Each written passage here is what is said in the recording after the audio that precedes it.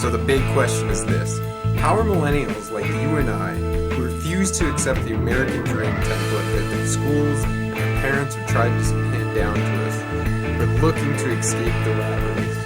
How do we shift our mindset in life to reach success and find our happiness? That's the question, and this podcast will give you the answers. My name is Brandon Stover, and I'm an entrepreneur who is going from zero to success and sharing every one of my secrets along the way in order to inspire you to defy your odds. Welcome to the Hustle and Happiness Podcast.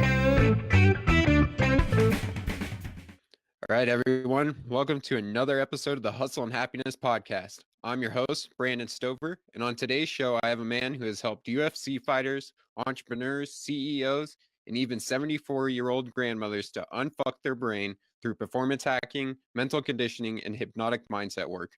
He has scoured the globe over the last 8 years, searching for books, trainers, and unconventional teachings that would give him the edge to unlock his mind. He has overcome cracking his own head on concrete, being in a 7-day coma, to teaching himself to walk and talk again in 2.5 weeks so he could not be discharged from the Navy.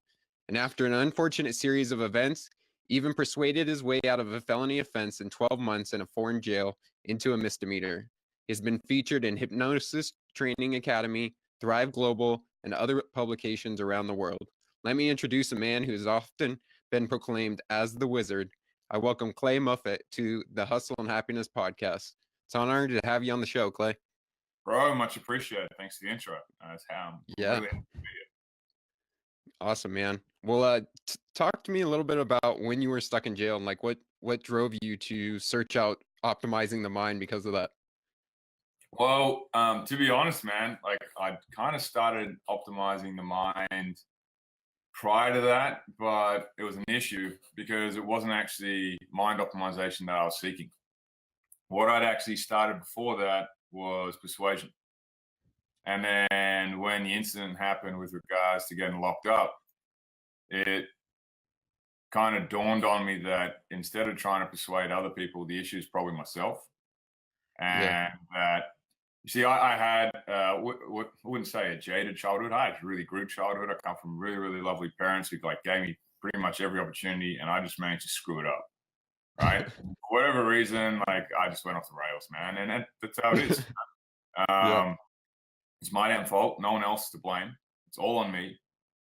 But for like the most time, I was pushing and pushing and pushing and pushing. And I'm a very direct kind of guy, and I rub people the wrong way because I speak it how I see it. And sometimes how I see it is, well, not sometimes, a lot of the time how I see it is not how other people see it.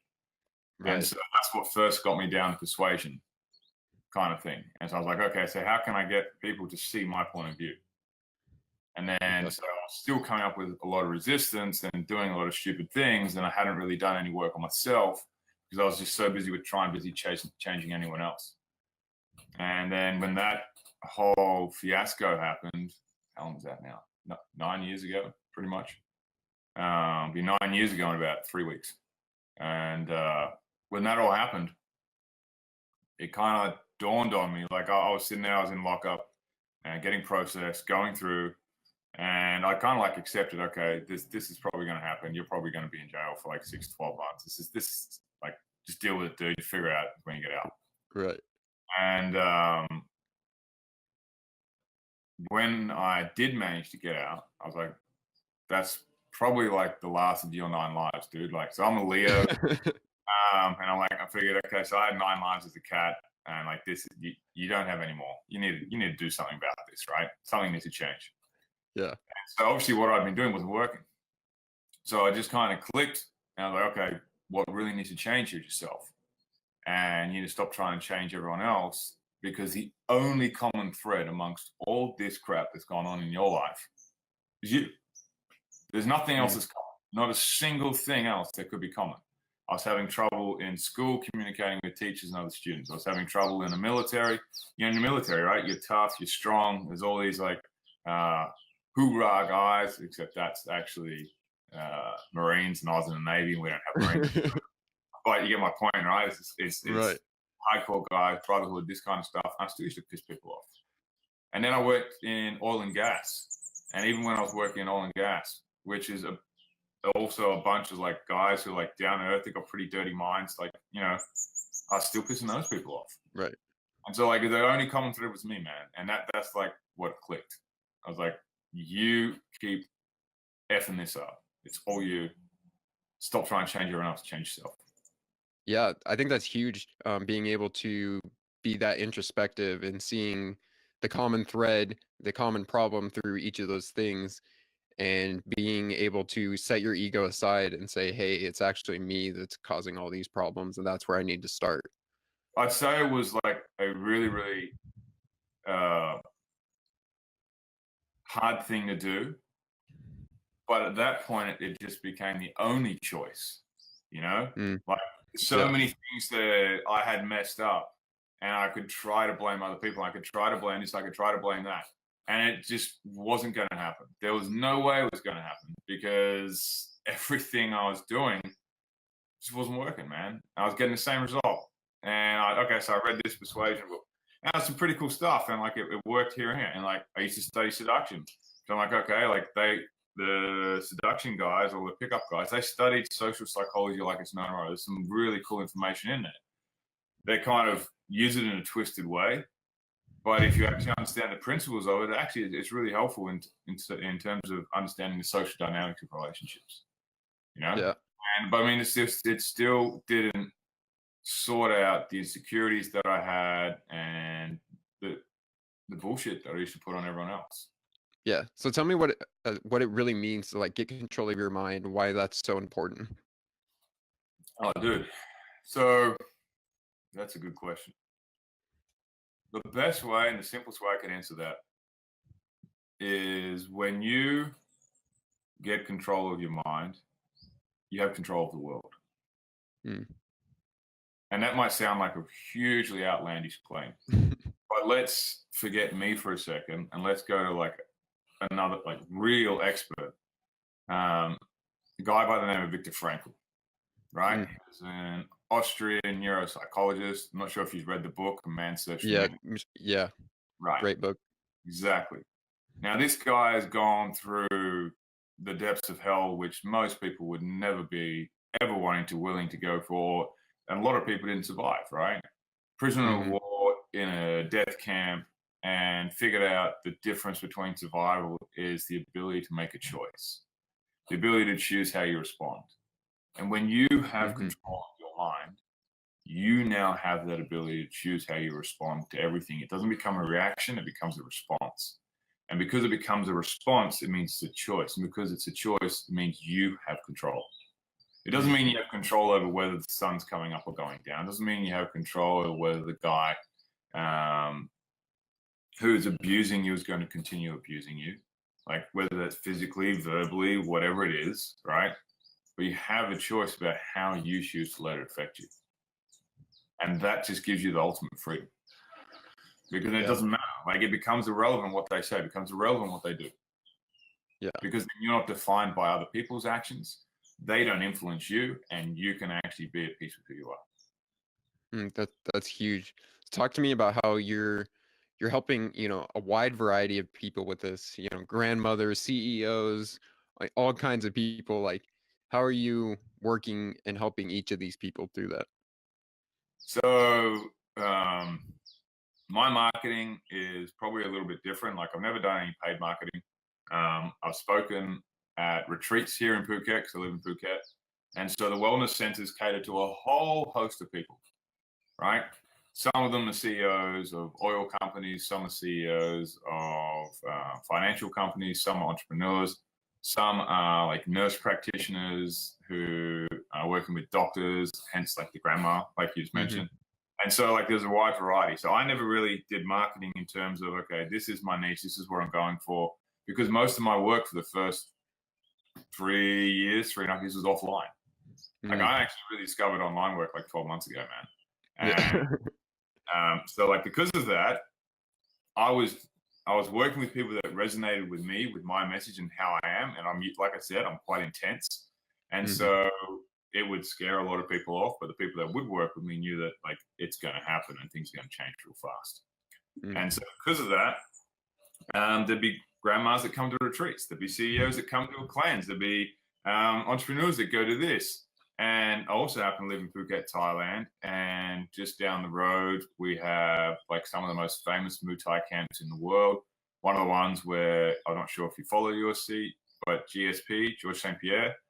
He used to Okay, yeah. train down there and he made it super famous. And then Valentina Shevchenko trains at one of them. So like there's a huge community here of fighters.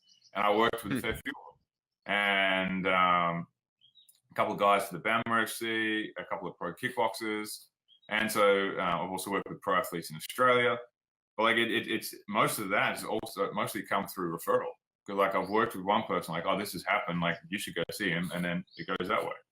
I've been super lazy with marketing, and hence why it's been so diverse, because it's people referring, and that's why it's been like such a diverse network. Whereas now, in terms of the way everything's going, it's more about getting targeted. And what I find is working with entrepreneurs is very similar to working with athletes, because an entrepreneur is fully invested in their mind, because they know that their mind is like the ultimate weapon for getting whatever they want. Right. What are some of the internal obstacles that you see that are similar between an athlete and an entrepreneur or anybody in general? So for a lot of the people, from what I've noticed through working with, well, all the people that I have, is we've become conditioned and we start to accept certain things, right? And we become conditioned by our environment, become conditioned by the people in our environment, we become conditioned by who is interacting with us and who we're interacting with. And those conditioning sequences, shall we say, start to then form this triage and this identity between your self-worth, your self-esteem, and your self-image. And those three are inexplicably linked. And I call it your three selves. And this is universal across everyone. Your self-worth is basically, from my understanding, and it's fine if people say this is wrong, I don't care, it's just how I understand it, and it works perfectly. Your self-worth is basically a value judgment that you make based on your past experiences of comparing to others and how others have performed. That then generates your present self-esteem, which is how you feel now.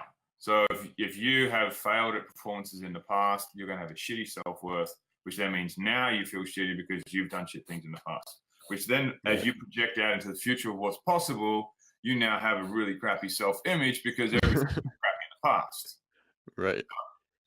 There's a couple of ways you can go about it, but basically typically it's one or two things.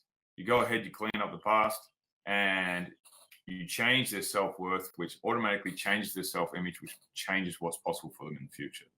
And that is probably the one thing that I would say is the most common thread between everyone I see, even pro athletes, man. They'll turn around and they'll make one mistake and be like, oh yeah, through that whole fight, or I did this. Or pro athletes are a little bit different. So I've also worked with a couple of people like on TV shows and stuff like that. And before I got into this kind of business, what we're doing,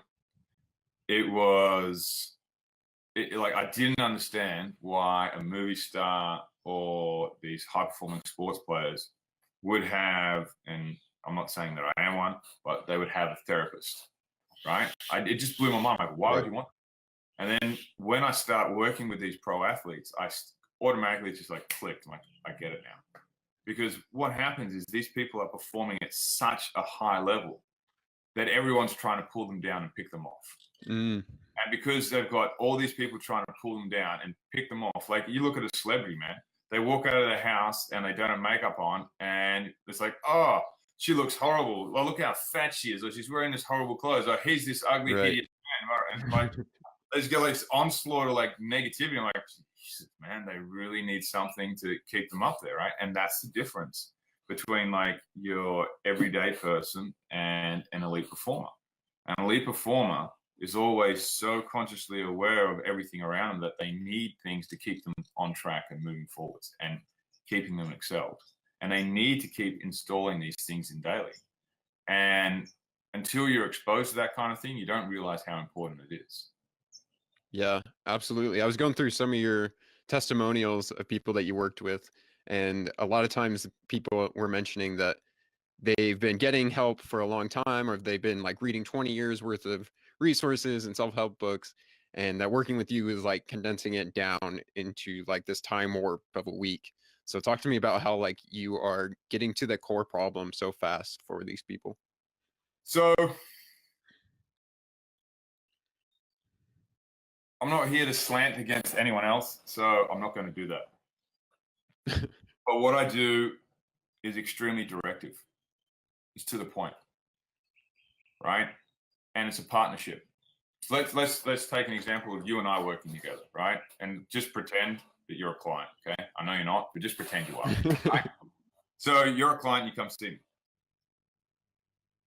Do you know much, have you heard of rally driving? You know, when they go through like the desert or through like Oh yeah. Okay. Yeah. All right. So you are the driver. I'm the navigator.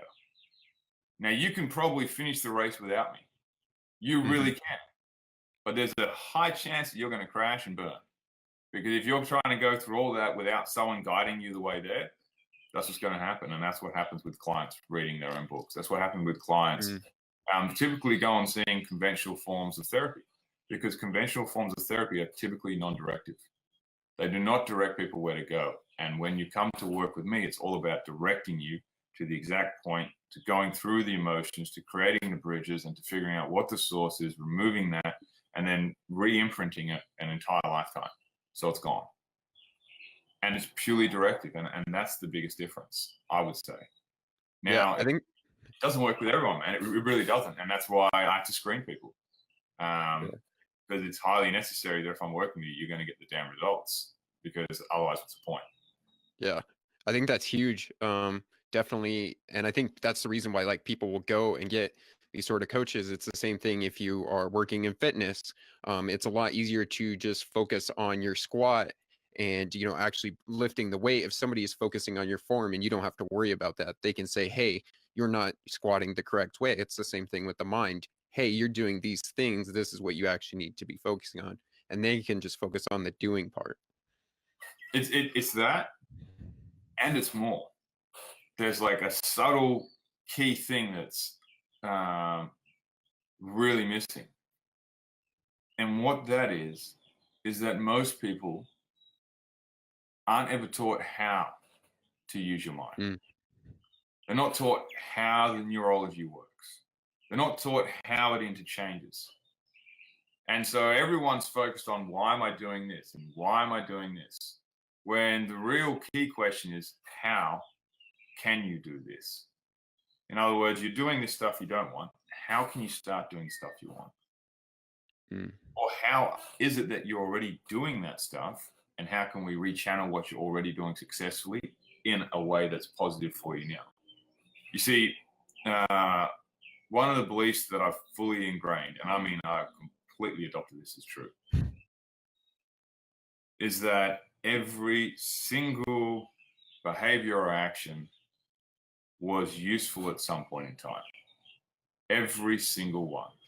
Smoking, taking drugs, and this is going to get real intense. People aren't going to like it. Abuse, right? Now, when I say positive, I'm not talking about for the person on the receiving end. I'm talking about for the person doing the activity, right? It is serving some purpose for that person. Like, I've worked with a guy who used to beat his wife, and he hated it. In the same time, he couldn't stop it. Wow. But he loved his wife so much that he turned, he's like, man, I've seen psychologists now. Like, what can we do to work here? I said, look, I can't guarantee I can help you. Like, come in, let's have a chat and let's see what we can do. And well, what it turned out was something had happened in his past, and his only way to react when he felt threatened was to lash out. And he always used to lash out to people closest to him. And it became such an ingrained behavior that when he felt threatened at home, it's exactly what he did. Now, does that make his behavior right? Hell no, not at all. But does it mean that he's like this horrible, nasty piece of shit human? No. He's just got a system that doesn't work. Now, if someone comes to work with me and I'm going to sit there and judge them and say, oh man, you're a horrible human being, well then we've already failed before we've even started. Right? So you've got to be open to the fact that, yeah, okay, it's a horrible thing, man. It's nasty. I don't want anyone to beat anyone. But if someone's got the courage and the guts to come see me because they want to change that, man, I'm all for it. I'm open. Let's do it. Let's see what we can do. But for me to turn around and say, hey, man, well, you shouldn't really be doing that. Like, that just automatically sets a frame. This person's going to feel bad, and it's just a horrible thing, But if you come from an understanding where, and this is something that I try and teach all my clients, and everyone that doesn't even become a client that sees me speak at the retreats I speak at or the events I speak at, if you could take one thing away from anything, even from this conversation, the one thing I take away is that every single thing that you do at some point in time serves you, and it doesn't make you screw up. It doesn't make you messed up. It just means at some point in terms of your journey to survive this habit that you're doing that no longer is useful to you, and you've been trying to change consciously, at some point it did serve a purpose. Otherwise, you wouldn't do it. Yeah, that's huge. The whole idea of rewiring your brain and realizing those things from the past and what it's serving you now. I want to go back and talk about when you had to basically rewire yourself to walk and talk again after you had hit your head on the concrete. And how did you go about that? Okay. So, man, this has gone back a long time. Jesus.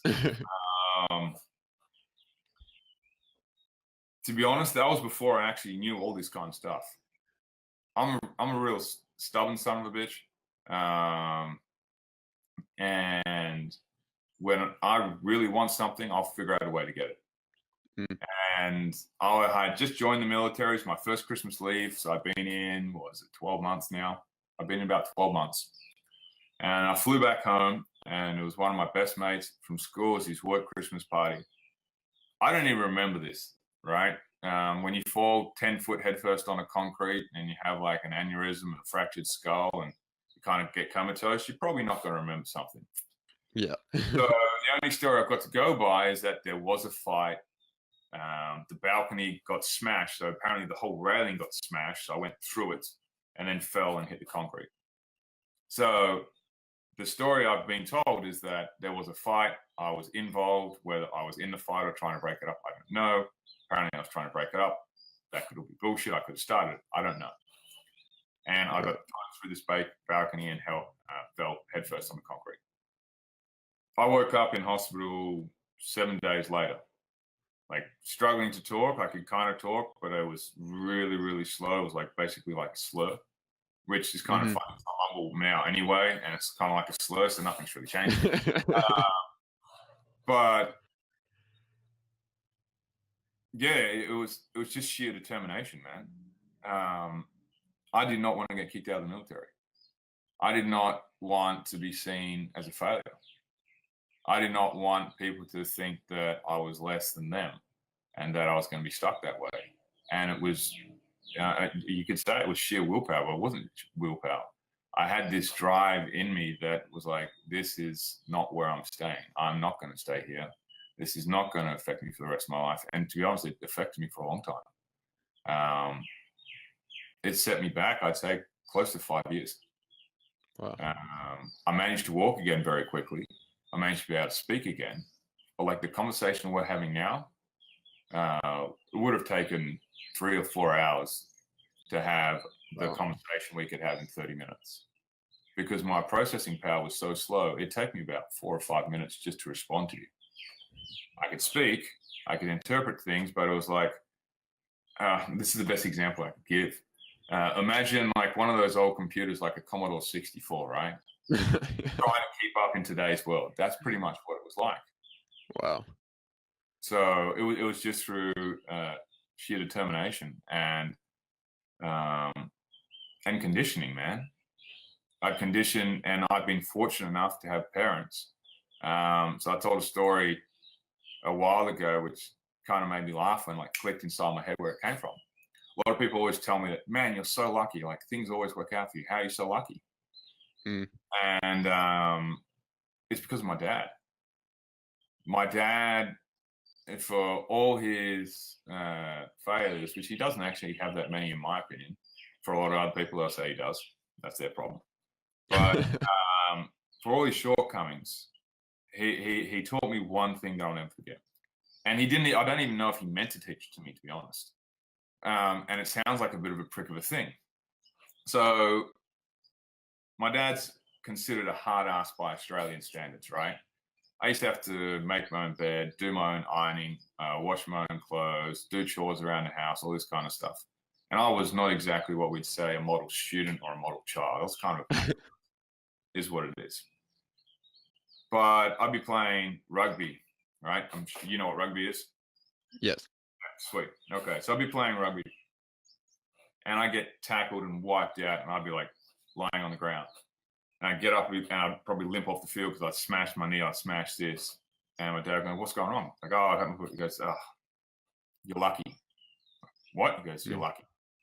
Like, what the hell do you mean I'm lucky? He goes, "You can feel the pain. It means you still got use of your legs. You're lucky." What the hell? Then, like, I get a test result back and I fail the test. He's like, "You're lucky. You've got an opportunity to learn. You're lucky because you actually have a brain that can think about this and realize that you can now do something better." And so every single mistake that ever came about, my dad always used just to tell me, "You're lucky.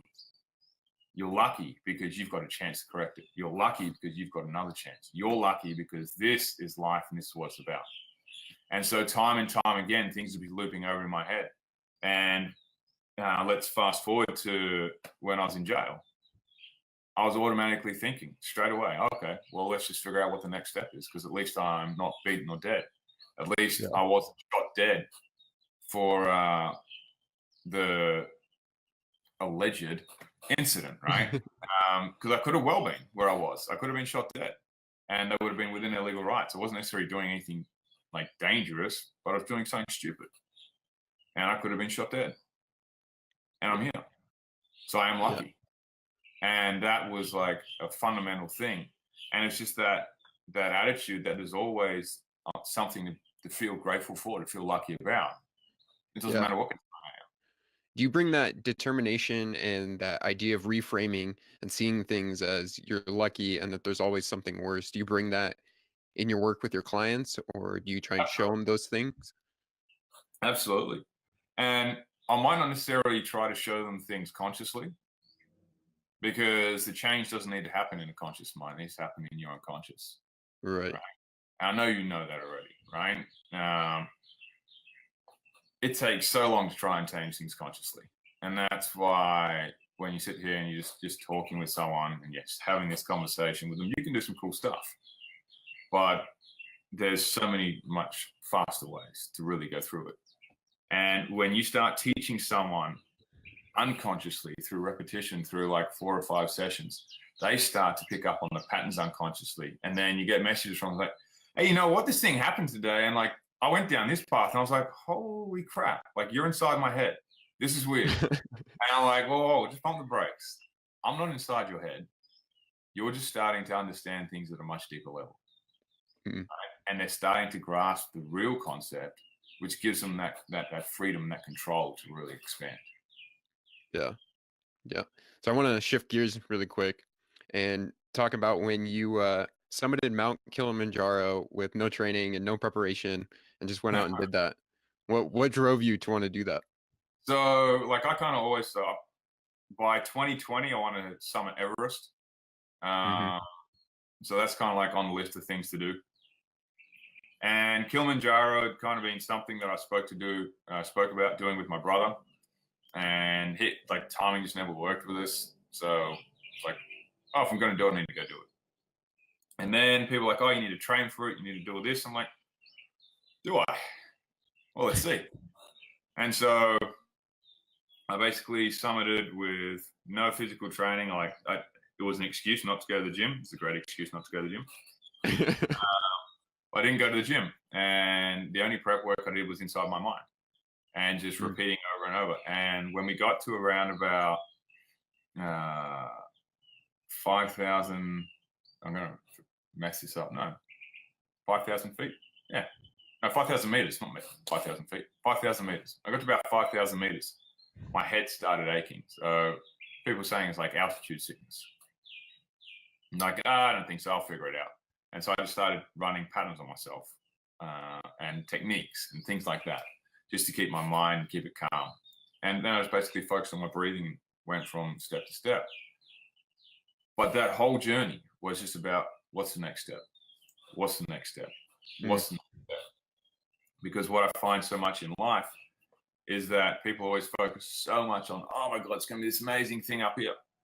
But if you're ever going to try and summit a mountain, if that mountain's building a company, if that's finding the perfect partner, if that's getting to $1 million, you don't get to the top by looking at the summit. You get to the top by looking at where you're putting your feet. Because if you're looking at the summit the whole time, there's a good chance you're going to fall off a ravine, you're going to fall down a cliff, you're going to miss something, you're going to miss a footing, and you're going to miss an opportunity that's right in front of you that's going to actually take you there.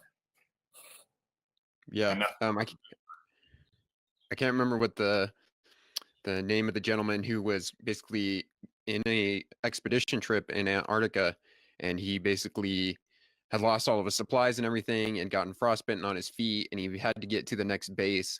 And the only thing that got him to survive and get to the next base was focusing on one step at a time. Like, his goal wasn't to get to the base. It was just one foot in front of the other each time. Absolutely. And that's like one of the most powerful metaphors for life. Because you see people running around and like, oh, look at Brandon, man. Brandon's so successful, and Brandon's doing this, and he's got like a super good podcast, and like he's a great life coach, and I don't have any of the skills that he has. So, well, how can I do this? Blah blah blah blah blah. And you're like, well, it's got nothing to do with that. Like, you've taken step by step by step to get to this point, and you've had your experiences, and you've had your conditioning to get to this point, and everyone else is going to have theirs. And it's just about what is the next step for you at this point in time. Not for anyone else, not how far they're going. What's the next step for you? And if you just keep the next step in mind, okay, what's the next step for me to achieve that? Oh, like this. Okay, what's the next step for me to achieve that? That's going to be the shortest way to get there, because it's not going to be a straight line. It's not going to be like straight there. It's going to be all the way up here and then back around here and then going over there. But it is going to be the shortest way, because you're going to use the experience that you have. You're going to use the knowledge that you have, right? I recently, as much as 2 days ago, sent an apology to an ex-girlfriend of mine from, Jesus, that was about 9 to 10 years ago as well. I apologized to her a few years ago. And then, like, for whatever reason, I went back and I had to look at the apology. I don't know why. And I was like, you're such a dickhead, man. It's not even an apology. What is it? Right? You know, when you write, I'm sorry. Like, I'm really sorry for this, but... I'm like, right. And I'm like, I wasn't the guy back then that she needed. And there's nothing I can do about that, right? I really wasn't. At the same time, she deserved better, right? And I know that now. I didn't know that back then. So all I can do is apologize for not being the guy that she needed. It's not going to change anything. It doesn't mean I am going to be that guy for her now. Not at all. I'm not even expressing it. But it's recognizing that, okay, at that point in time, I was just taking the next step that was for me. And that who that person was at that step wasn't actually the person that she needed.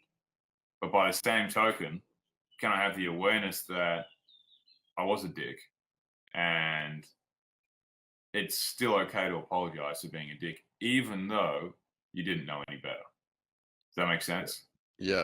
I'm not like holding on to this, oh my God, I'm so ashamed of this. No, it's not that at all. It's just I recognize that I wasn't who she needed to be, who she needed in her life at that point in time.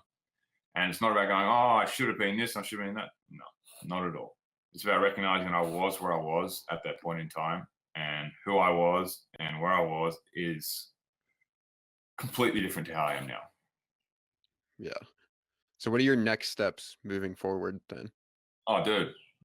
Which ones? So basically, I've been doing a lot of work. I'm pretty sure you know the gentleman I'm going to mention, Mike Young. So I've been working with Mike Young for a bit. Mike's been crushing it. Redid my brands, or brand. He redid my brand, and then I created another brand, and now I've got a third one, which is all getting launched. So I've been doing personal one-to-one stuff. I finally actually launched like a group program, which is crushing it, man. Didn't know how the group program was going to go, so that's going fantastic. I've brought on 2 specialists that I've been training for the last 6 months. in the next 3 to 6 months, they're going to start working with people because they need to be right up to speed before they're going to start working with people and be able to take them through the process. Right. Because if people are going to work with us, they're going to get the result. Like, I guarantee my results, or otherwise, let's give you money back, because what's the point? Right? But that's why I've got such a strict filtering criteria, because if I can't help you, there's no point in even engaging. You know what I mean? Yeah. Right. So the next point is literally just, how do we serve people in a better way and create an experience that really changes their life, and then put that in a platform where people can actually find it instead of going through the retreat. That's pretty much what's the next step. Awesome, man. Well, where can people find you online right now? That's a good question. Claymoffat.com would be like my personal site if people want to work with me personally.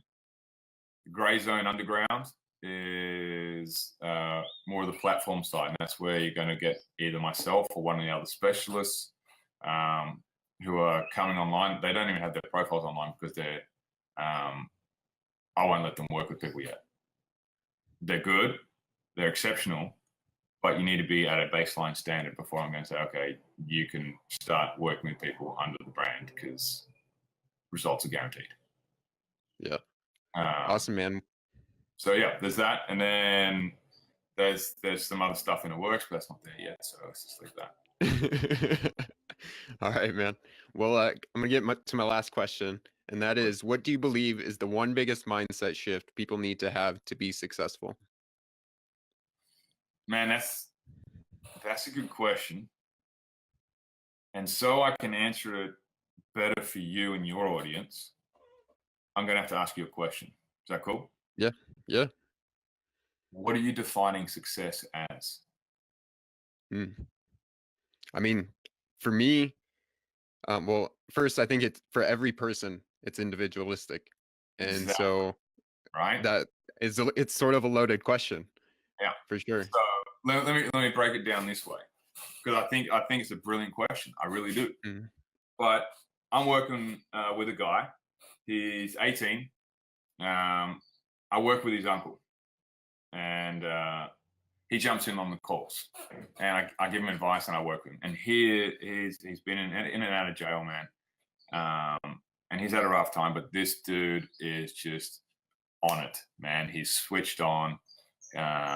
He's keen, and he's got energy, dude, and he's ready to go. And he's like jumped into some of my programs, and the kid's on fire. He sends me a message, hey man, I've done this, what's next, and how can I do this, and how can I do this, blah, blah, and like he's just going for it, right? So he's got this energy about him. But if you're going to ask him what success is for him is being an example for his daughter that you can turn everything around. But if you turn around, you take like a kid from Africa who has nothing, success is putting food on the table, right? If you take a young man like yourself, success might be creating a successful brand, providing for yourself, and creating a future for your family and leaving a legacy. So to answer a question like that, I just have to think of something that comes really from an aspect which most people could use. And a lot of people will turn around and they'll say confidence is the biggest thing. And I'll say they're full of shit. Because confidence usually comes with competence. Whether you feel confident in yourself, regardless of whether that's in skill, regardless of that's in your self-worth, like we spoke about before, which creates your self-image. What I feel and what I've seen time and time again with working with people is a key factor is courage. Being courageous. Because when you're courageous, like when you are courageous, what happens is, irrespective of the outcome, irrespective of what's going on around you, you take step forward and you take action. Courage always leads to action. If you're filled with courage, then that means that even if you get nothing but shit back, you'll be able to take another step. Whereas confidence, if you get a whole heap of shit back, it might shatter your confidence and then you're not going anywhere. But when you have courage, courage is the ability to do the right thing when everything else is going to hell and most people wouldn't.